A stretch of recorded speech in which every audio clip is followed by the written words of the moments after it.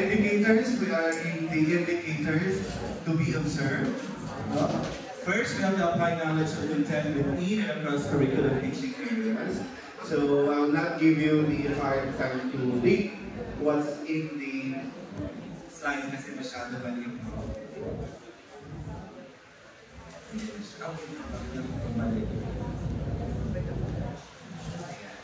So we have here how to rate the indicators for indicator 1. And for clarification, we have here the substantial content errors, moderate content errors, and I believe you know that already because it is in the tool. So we try to situate indicator 1 in this sample lesson. Can you still read? Okay. So for indicator 1, it's in the lesson purpose intention, the opportunity for them to express personal experience about their family. Ayan, nakikita yung indicator 1 sa lesson plan. This is in the lesson preparation for where to get the indicator 1. And this time, this is for the purpose of the RPMS. Hindi kasi makita. I'm very sorry about that. Okay. But when you cascade this one to your division,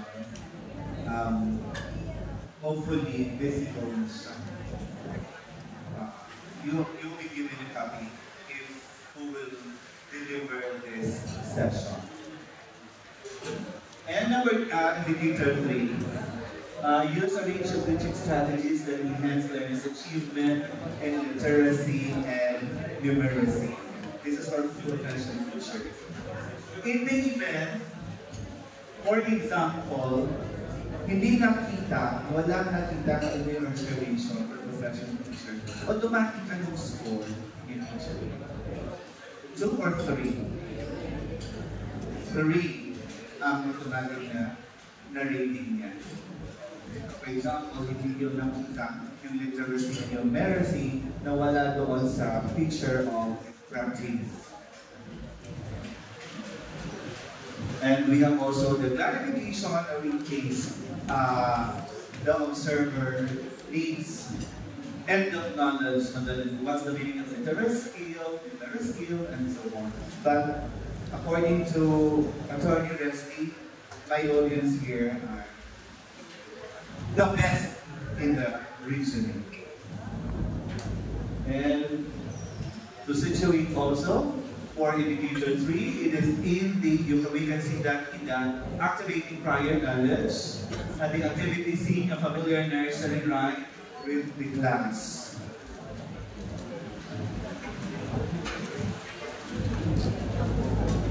And introduce students to the logical awareness. Buti na nababasa mo.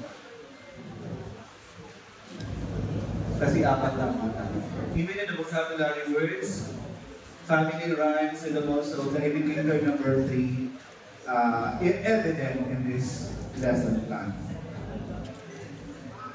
Ayan, ang highlighted facts. So, huwag yun na pong tingnan ng kung dito mahihirapan po kayo, tingin na lang po sa akin. Baka mas alam ko yung mahirapan tumingin sa akin. Okay, then the next indicator, apply a range of teaching strategies to develop critical and creative thinking, as well as other higher order thinking skills. So we know this already because in your division, you already cascaded the task. And the use of other or different strategies in your lesson.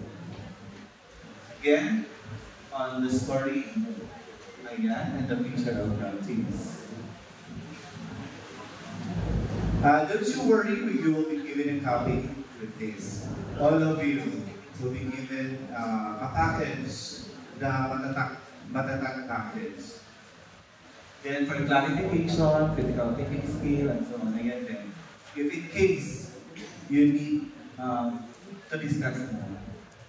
Yan naman, isa-situate din natin sa sample lesson plan, the indicator. Again, kung mahirapan, mag-repeat na. Again, yellow bubbles.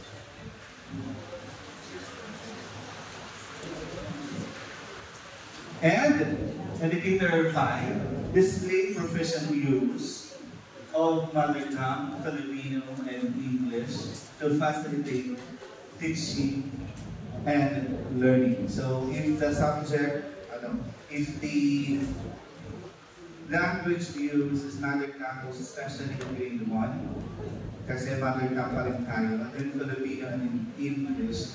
But there are some instances, no, na nag-code mixing or code switch. Matagal ang ginagamit yan, even, I am also a fan of code mixing when our teacher back in elementary, most especially in discussing mathematics and science, sometimes nakakapaggamit ng vernacular. Even in high school, in fact. But if the subject is English, so definitely, yun ang inilan na language o the medium na ginagamit as instruction, and in Filipino. But if there's need to translate, the direct translation, the feature of practice. Then hopefully, we'll also situate sana the use of mother tongue or English. Nasaan siya sa lesson plan ito. Andiyan sa before, lesson problem, all the activities there. And also the other part of the lesson. Of course, because gumagamit siya ng video mode instruction.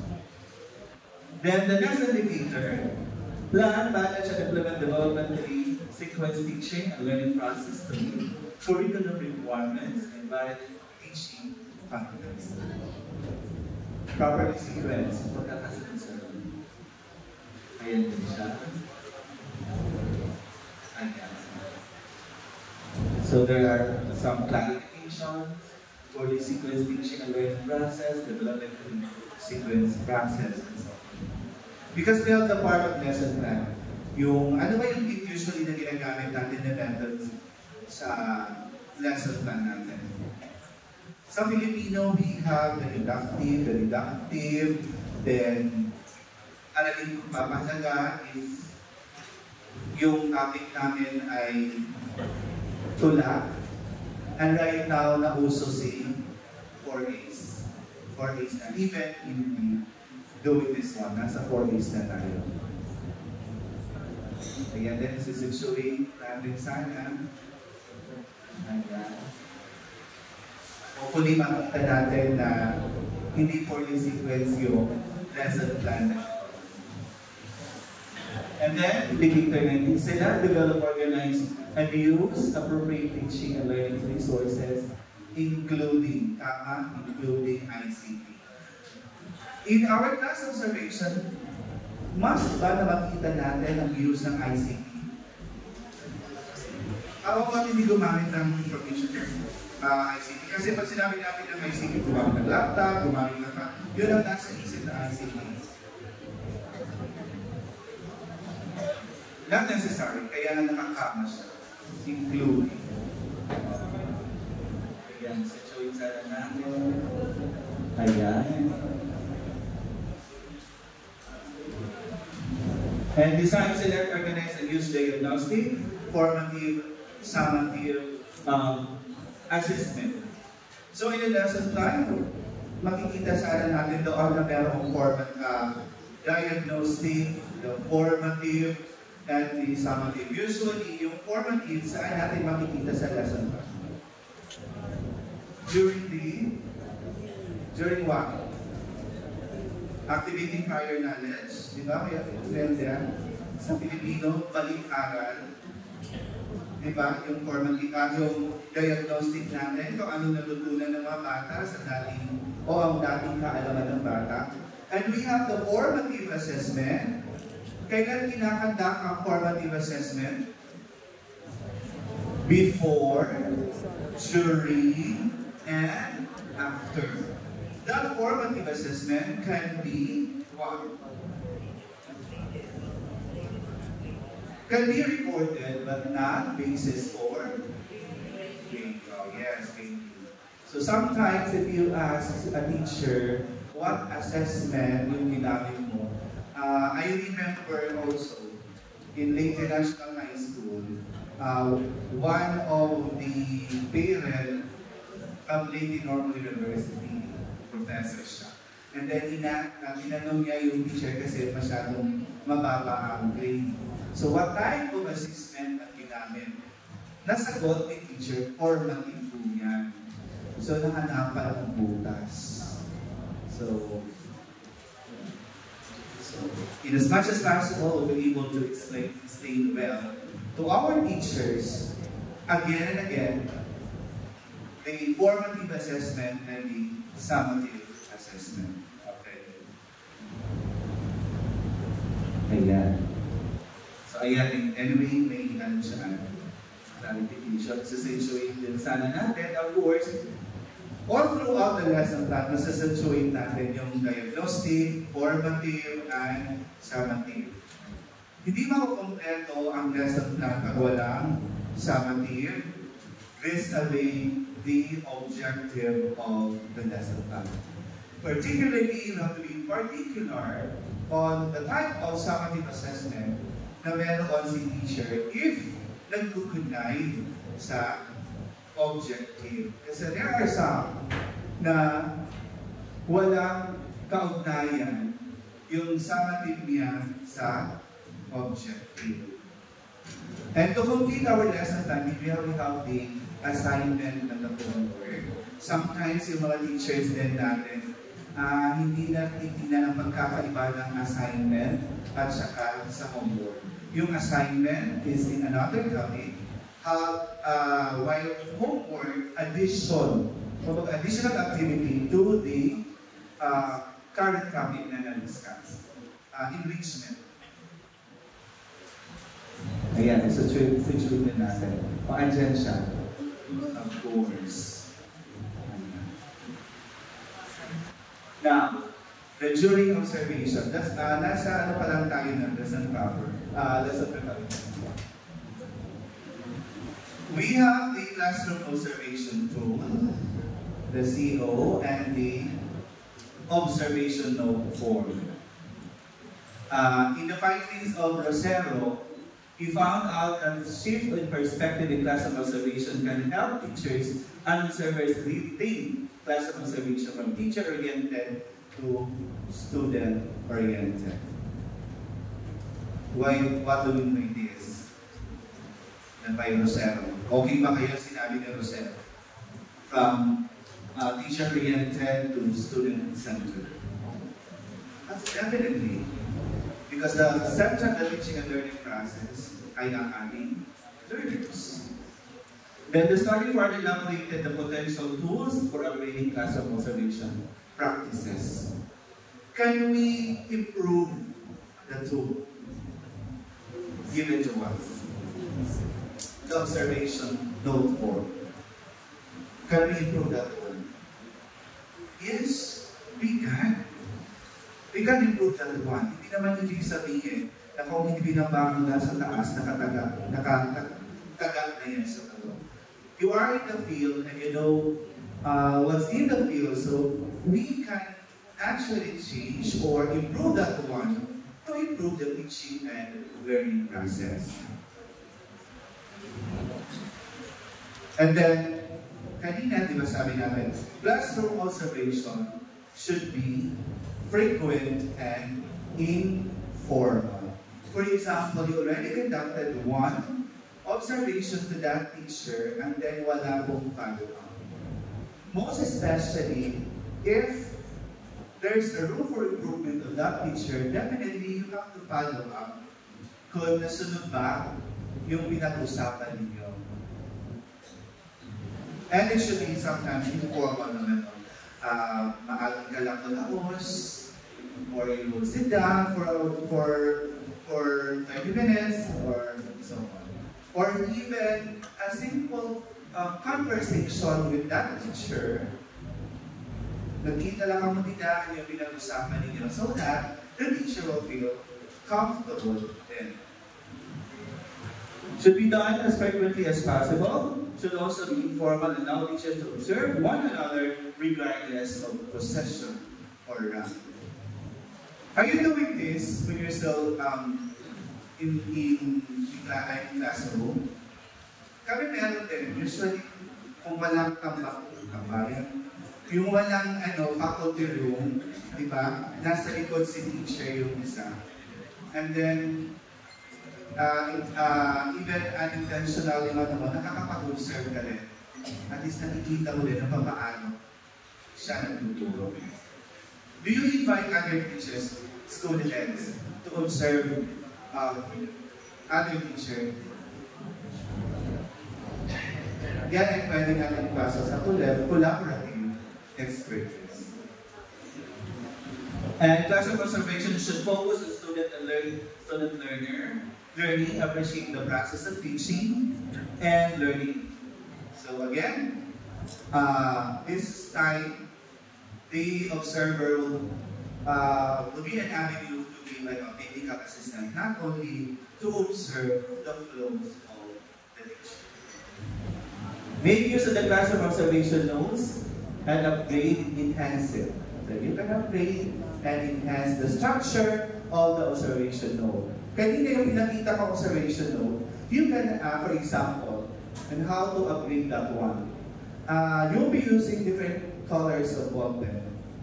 Red, for example, red for the for students' reaction, blue for the teacher, and so on. You can also fold that one, make a column, diba? Kasi yung nakalagay lang doon is blank lang.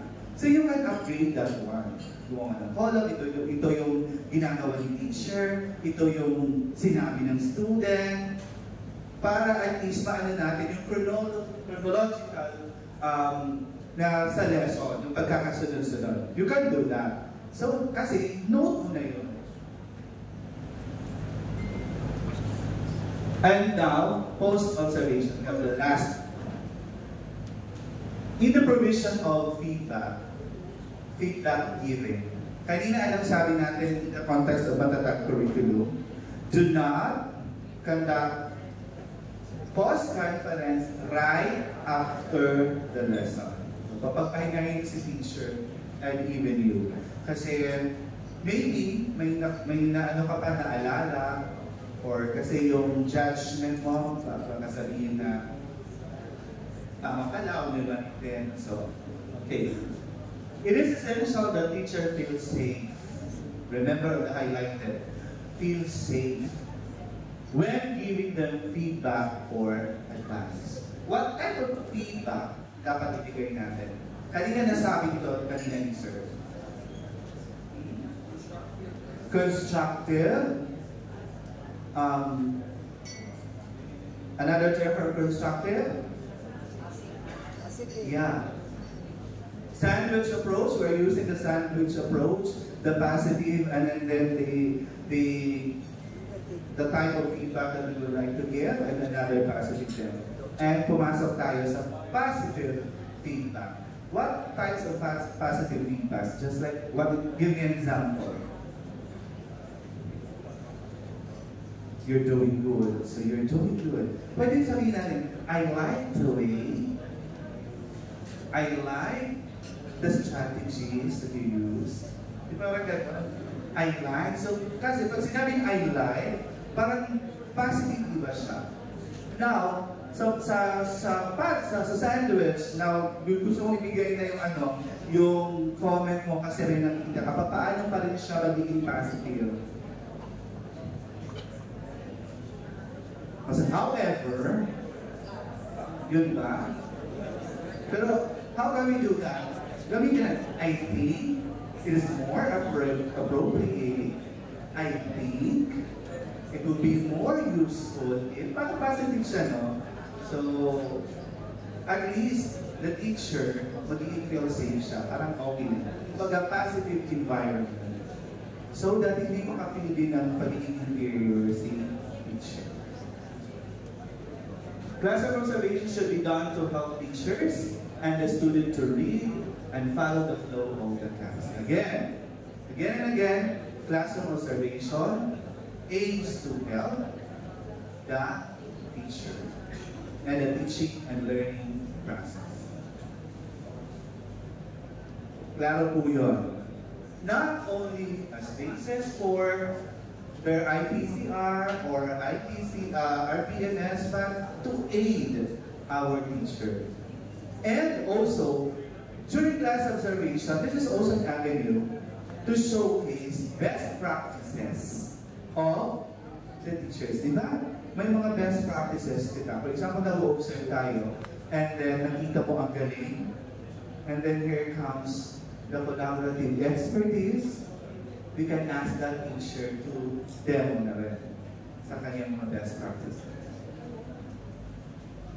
Observers should not just observe, they should also assist teacher in building a better relationship with each other. Hindi pagkatapos ng observation ng agway na, di nang inaasi ang school head, hinihirapan na, over-observe man. Alam man, maupay ka ng tututo. Di alam, pag-observe ka. Kasma sa iba kayo, wait until you become. Diba? Popular line. So it should be building a better relationship. And sometimes also, this is just only sort of, not an advice, but sharing my experience also. School head, sinabi ko kanina, must be an open-minded. We have new breed of teachers coming in the organization. And that new breed of teachers, may mga bagong kaalaman yan. Because that new teachers, sometimes, nag-aaral ng masteral, nag-aaral ng doctoral, yung mga naalaman nyo before, pwede maging obsolete na yun. And here comes this new teacher, may dala-dalang bagong kaalaman. Huwag yun namang i-discourage. Let them shine. Diba? Okay. Paano may perfect example is me. When I offered, during the, type of supercritical test, they were used to use the other table of specification. And then I opened that one, the Bloom's taxonomy, that na ginagamit namin sa Lady Normal University. Nasa ILS pa ako kasi yun ang pinagamit na sa amin. And I offered that one to the new school. And here comes the, hindi naman, mga seasoned teachers, should I say. Oo, inaway ako kasi sabi, ang tagal-tagal ko na nagtuturo, isa lang talaga ang format ng TOS. So, mali pa lang tinuro. So, I'm just only offering this one kasi we might use this one, no? And here comes, pumasok si basic education ng yung K-12 na pinagamit si Bloom's taxonomy. Diba? O ngayon, wala nang ginawa, pinadiscuss na ako kung ano yung TOS na Bloom's taxonomy. So yung una, inaway muna, then here comes. So we have to be open-minded also. That the new teacher, we can find knowledge in what we call the new teacher. Kasi nagbabago na. Class observation should also facilitate building relationship among educators. Ayan. Let's encourage our teachers, most especially the new ones, to observe the seasoned teacher. Doon sa seasoned teacher, sana maging open din, no, na magpa-observe sa kanilang klase. Hindi naman yung bibigyan ng grade. Kumbaga, it's more on sharing best practices. Most especially when seasoned na. When you become seasoned teacher, nagtiti ka, bongga. Most especially kung nag-master teacher 1 ka na, and master teacher 2 and 3, ibig sabihin, you have done phenomenal things in your school. for you to achieve that master teacher 3. And student, please, if you have master teachers, let them teach.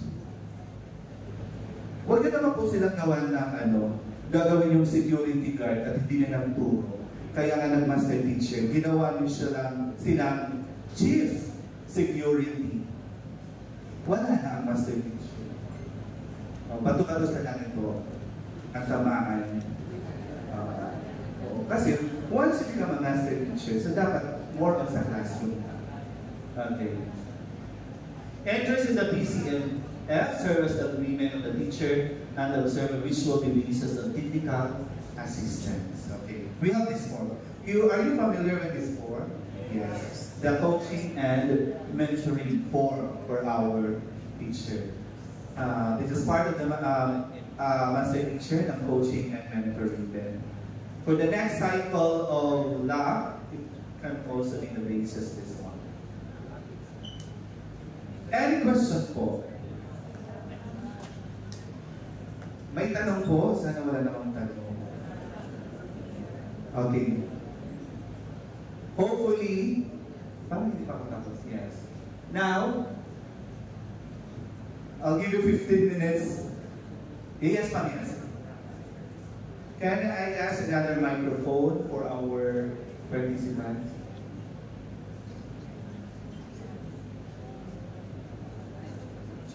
Si ma'am.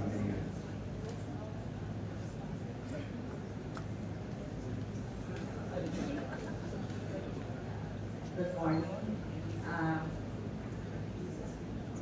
For the Matatag curriculum, does it mean that we will only use the tools in the RPMS when observing classes? Yes, ma'am. In the context of the Matatag curriculum, kasi we will be monitoring the initial implementation of the Matatag at kindergarten, grade 1, 4, and 7. On the tools given to us, shared to us, yun po ang observational form and the COT you're using. Now, yun na di ba sabi kanina kasi may mga project via din. Anyway, we can use it naman as long as it can help. Again, the purpose is to improve the teaching and learning process. Pwede pa rin. But right now, for kindergarten, grade 1, 5, 7, let's use the Matatag tool given to us. Thank you very much. Yes, ma'am. Yes, sir. What was the IB chief? Good morning, sir. Well, it's just a clarification, sir. Because we would like to be guided accordingly. You may mention according to protocols, in which these instructional leaders as identified in this slide, that we are not going to put directly to the teachers, in which we've been practicing this in our stable. I cannot speak in other stables. We do visit the classrooms, observe classes. Yes, we in instances, everyone we go there. Provided, however, we are in consultation with the school head, because there are instances where we need to validate the data which are emanating from the field. We are not just satisfied of harvesting data from the field in terms of performance of our teachers, because the pieces shouldn't be left behind via people. Just there, no. What we would like to happen, we go there directly, but we make sure that we are passing through the office of the school head. The school head may be a full bridge, but in a full bridge, we go there, but with the, we are being accompanied by our school head.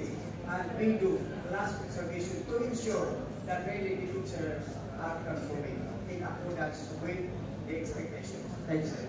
Okay. So it's a valid question, sir, because that's your practice. But it is more appropriate if we follow the protocol in the monitoring our future. There are some instances, just like what you are trying to say, no sir, that you want to validate a teacher, definitely, gaya ng sabi ko kanina, we can do it, but definitely we have to ask, we have to go through with the school head sa principal. So, again and again, hopefully, hindi natin na ma-bypass si school head. And then, if ever, may nakita kayo, kumbaga, through your validation, you share it to the school head, not with the teacher. Sa school head. So that, si school head na ang magbibigay doon sa teacher. But in the context of implementation of our matatag curriculum, let's follow the protocol. But in some other instances na nagbabalidate tayo, pwede naman natin gawin yun, no? Just to validate, but of course, ask first sa school head.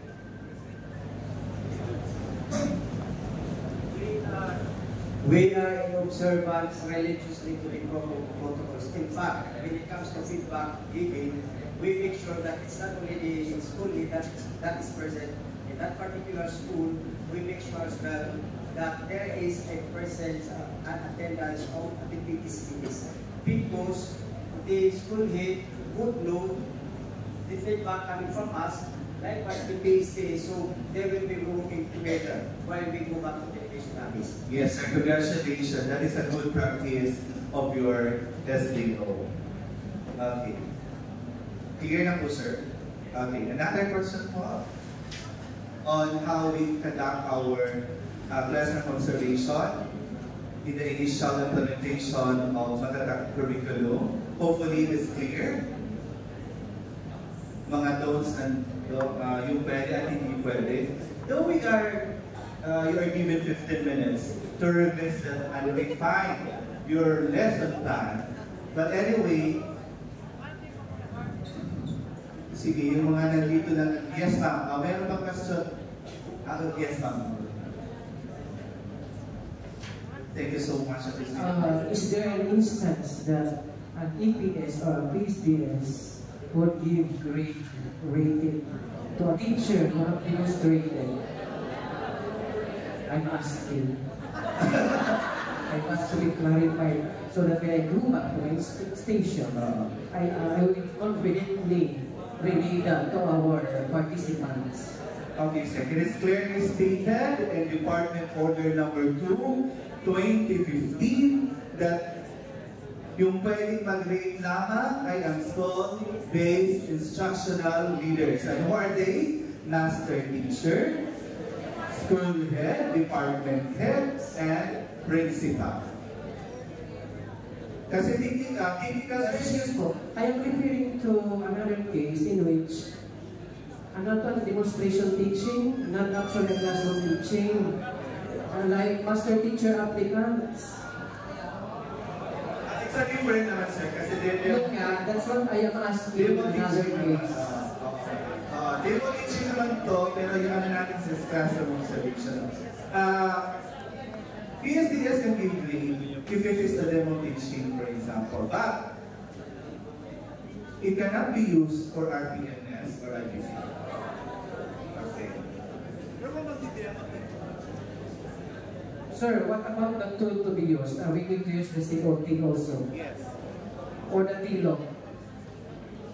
For the master teacher applicants?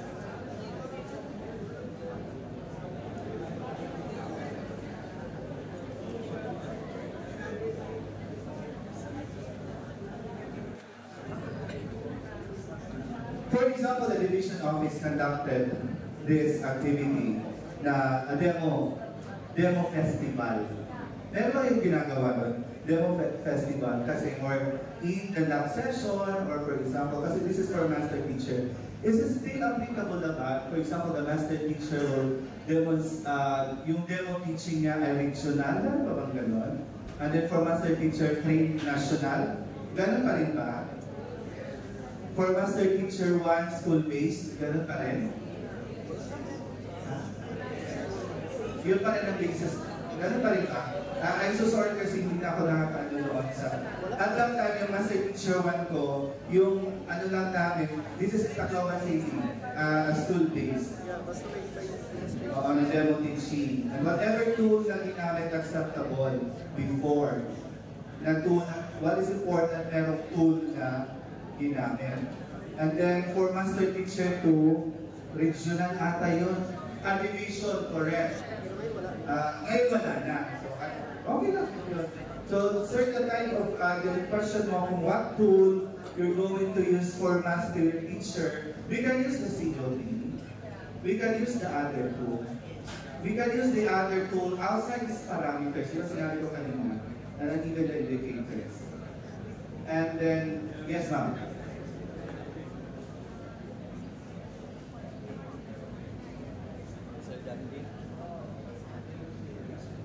Good morning, everyone.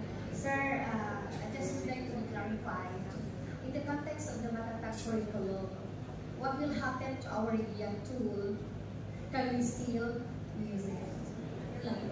Yes, I think I already answered this one. Yes, you can still use the GIA tool and the other tool. Again, our purpose is to aid and to improve our teaching and learning. Yeah. Yes, pwede pa rin natin gamitin si GIA tool and then pa rin sa, kung sa tingin nyo effective pa rin si GIA tool, what is important, ang dami nating tool na ginagamit to assess the teaching and learning process. But right now, huwag muna natin pahirapan ang mga sarili natin. Let's use this tool given to us by the central office in monitoring the initial implementation of the Matatag curriculum. Yes, sir. Thank you so much. Ang dami ng tatanong. I love it. Sir, this regards to the lesson planning. So there are some school heads na teachers are required to write, no?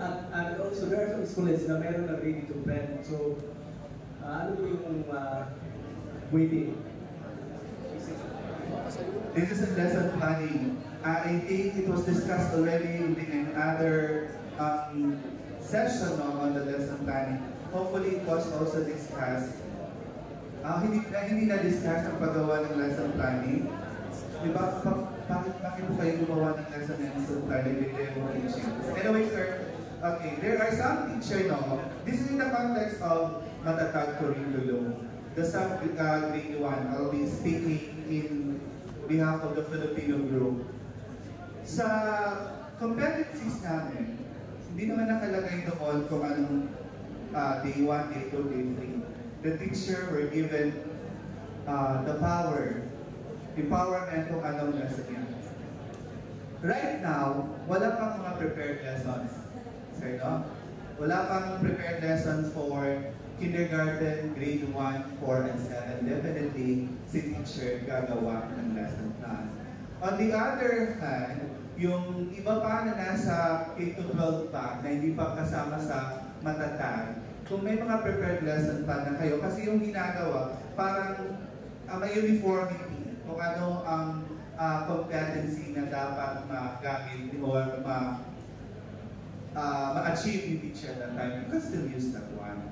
But in the Matatag curriculum, for kindergarten, grade 1, 4, and 7 next year, in the initial implementation of the Matatag curriculum, yun, gagawa ng lesson. Okay, good morning po, sir. Yes, sir. This is just a clarification with regards to conduct of observation. So, one of the instructional leaders who conduct observation is the department head with special order coming from the superintendent. Okay, my question is he allowed to observe a master teacher if, like for instance, if his possession is lower than the master teacher? Yes, ma'am. Thank you so much. In the collaborative expertise, we are encouraging other teachers, regardless of their rank, to observe classes. Remember, our main purpose of the class observation not solely alone for the RBMS, but to give technical assistance to improve teaching and learning classes. Now, if I am teacher 1, and then I have here master teacher, hopefully I will be allowed to observe her class. Just to observe her best practices. But, wag po kayo magbigay ng rating. Huwag naman. So, parang usapan na lang natin dito, kung mag-internal arrangement natin, ang purpose natin again ng class of observation to improve the teaching and learning process, not solely for the RDNS learning. Usually, ginagawa naman natin yun, di ba sa part of the collaborative expertise. So, Danny, just a follow-up question. What would happen to the schools led by a teacher in charge, tapos meron siyang master teacher? Oh my God. Part of yan ng discussion to. I'll just only answer based on my knowledge. If a teacher was given that position, definitely my trust and confidence kung sino ang nagbigay yun. And it doesn't, if I am a master teacher and then I am being lead by teacher 3, it will not make me a lesser person. Oo. Kasi, I will not improve, master teacher ako, dapat ako tatao naman. There's something in that person na nakita ng mga nasa taas, that's why ginawa siya leader or student at that time. Yun ay kasama na sa role ng mga SGOD chief natin, yung PSDS natin. Diba? May mga gano'n, narinig ko yun, na yung nag-lead ay si Teacher 3. Maybe kasi si Teacher 3 in quiz passer. Si Master Teacher 1 ay hindi. Remember kung ano ang mga trabaho ng Master Teacher at ng Head Teacher. Yung Head Teacher, Teacher or Teacher 1 to 3, si Head Teacher ginawa kami kasi you have that characteristic to become a good leader. And then a Master Teacher focuses on sa teaching. Kaya nga Master Teacher ka, iba yung ERA mo, not managing the school. Tama? Oo. Kasi naging master teacher din ako. So more on sa giving technical assistance on the teaching and learning process. That's your role. Not, gaya ng sinabi ko sa kanina, hindi because nabigyan ka ng master teacher 1, automatic, you will shift to managerial skills. Kaya nga, naging master teacher ka, you should stay expect no. But anyway, kung yun ang wisdom ng mga higher-ups, if you want to question that one, go directly to the proper authority in a nice manner. Sir, good morning. Okay na po ba? Nasagot ko po ba yun? I think hindi nila sa ating topic. In the case of 3 observers, sir, during the class observation, in the context of mandatory curriculum, during observation of teachers, do we still convene the 3 observers for the rating of the teachers, or yes, sir, you have to convene because you will decide, you will decide kung ano yung rate. Only during the lesson proper, hindi po kayo mag-uusap. Pero at the end, mag-uusap kayo kung ano ang rating. thank you.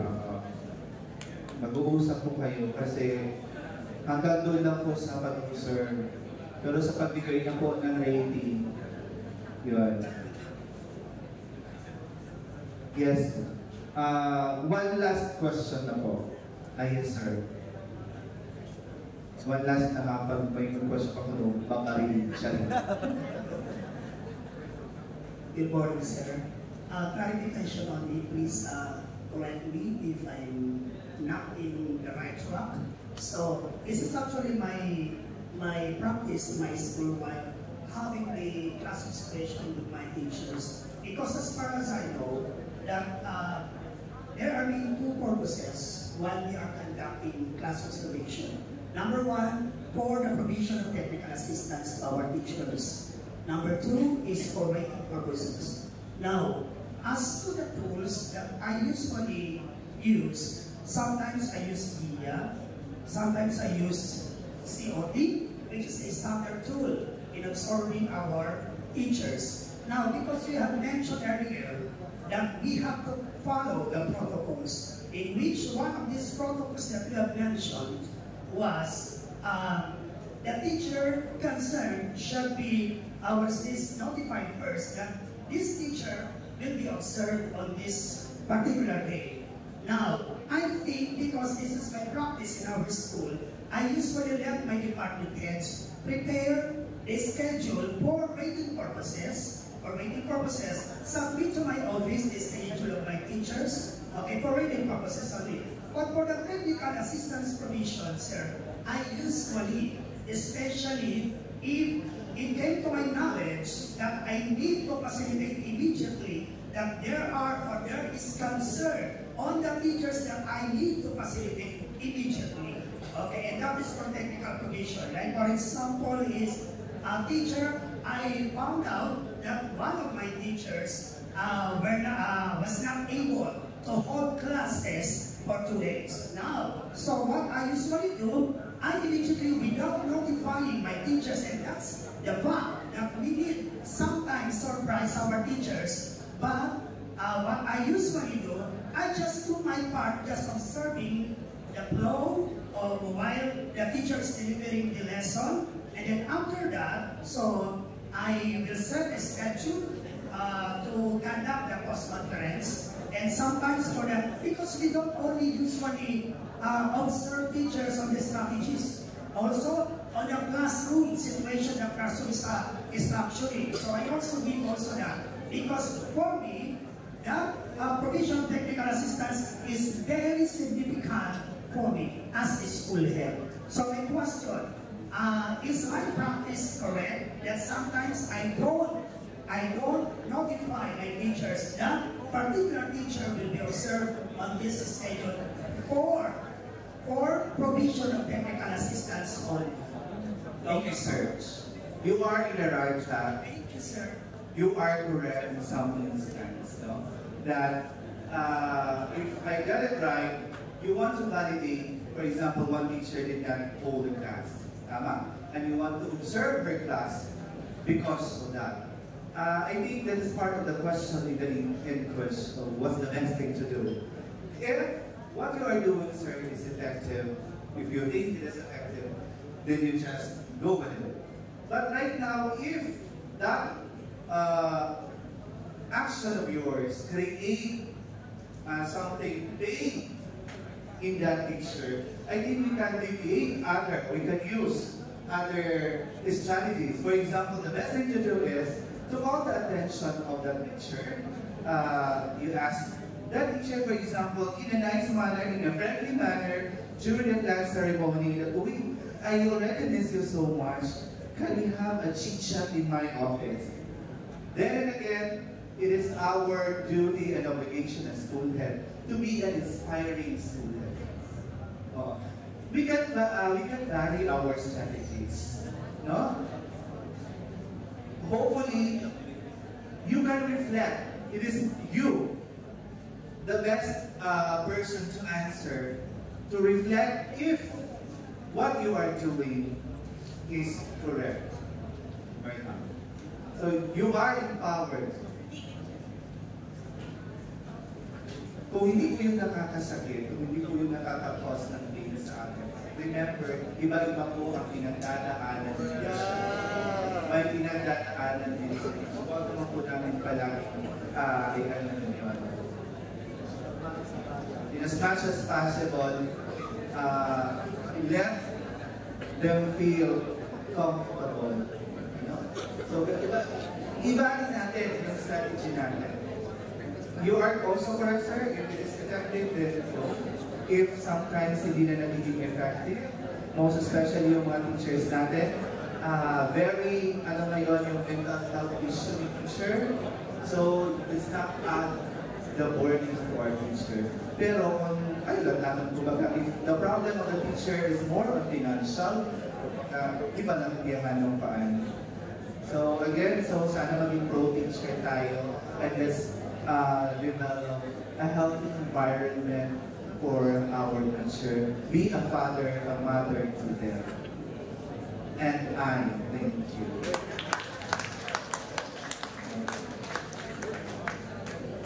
So, reminder for our demo teaching, 20 minutes na tayo. There will only one demonstrator per class. May ilan na kami. There are 3 instructional leaders who will serve as class observer. Hopefully, our class manager, nag-continue ang 3 class observer, the school head, PSDS, and Division Education Program Supervisor, and the class facilitators. At the other, yung iba, na hindi mag-demo observer, definitely kayo ang mga student. For grade 1, you act as grade 1 student.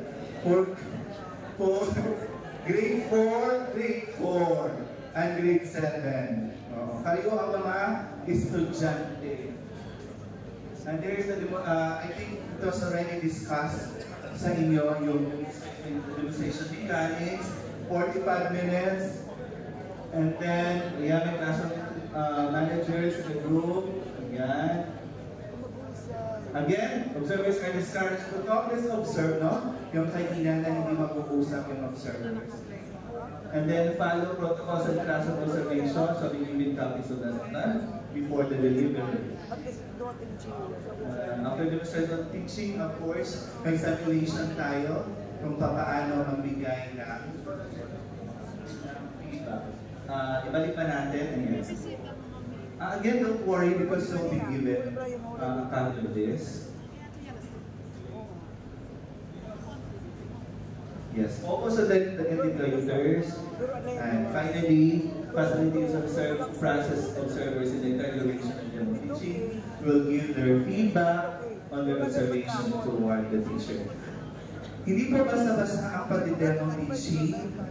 Ang alam ko yung demo teaching ay binigay nyo sa master teacher and hopefully it will be used for their promotion. Mag-uusap-usap po kami kung if you will give certificate of recognition to the demo teacher. Hindi ba yung basta-basta pag-demo? Diba? Kakatayin ka ng bonggang-bongga. O yung iba, pinagtulungan ka. So, ikaw magkuhan ng demo, ikaw naman kasi wala kang kasama. O, sige na lang. Be kind. And to end my presentation, hope you will learn something from me. When the winds of change blow, some people build walls, others build windmills. So we have to maximize the potential of the new changes. Wag natin siya kontrahin. Instead, use that one in our own advantage. And that's it, ladies and gentlemen. Thank you very much. We are guest references. Hopefully, may natutunan po kayo. Maraming salamat. Thank you. Alright, ladies and gentlemen, that's our resource person for the classroom observation on the context of the Matatag curriculum. Once more, let's give a hand to our resource person, Dr. Dante Aculi. Now, I'm pretty much sure you are excited on the demonstration teaching, but let's just call one of our resource person yesterday to give emphasis, no, on collaborative expertise. Let's give about 3 or 4 minutes to Chief Joe.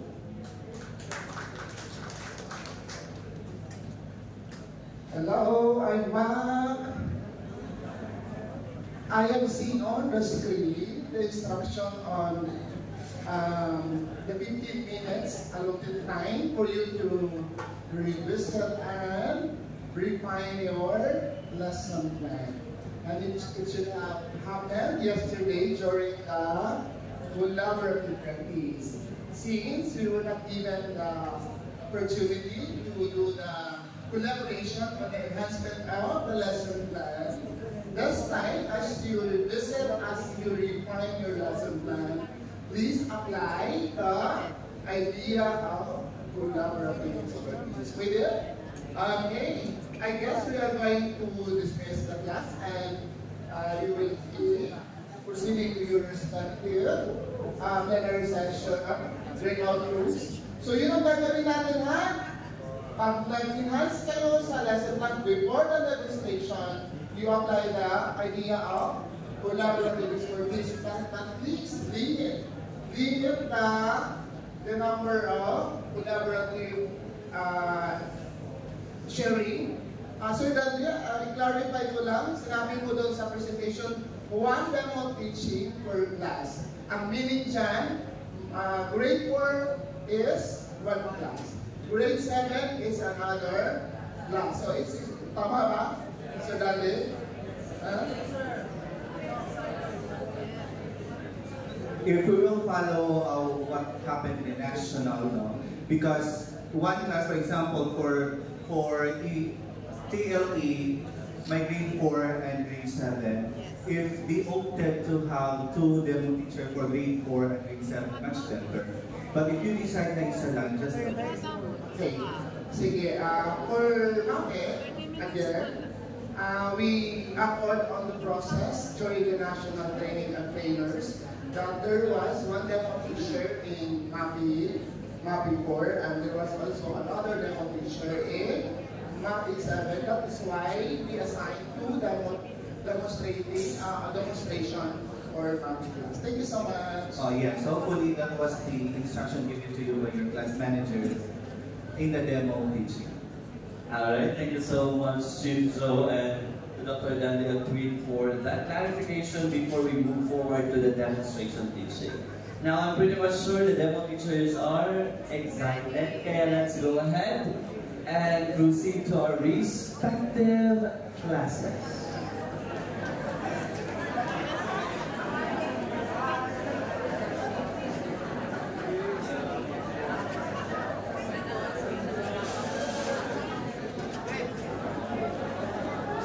Yes, sir.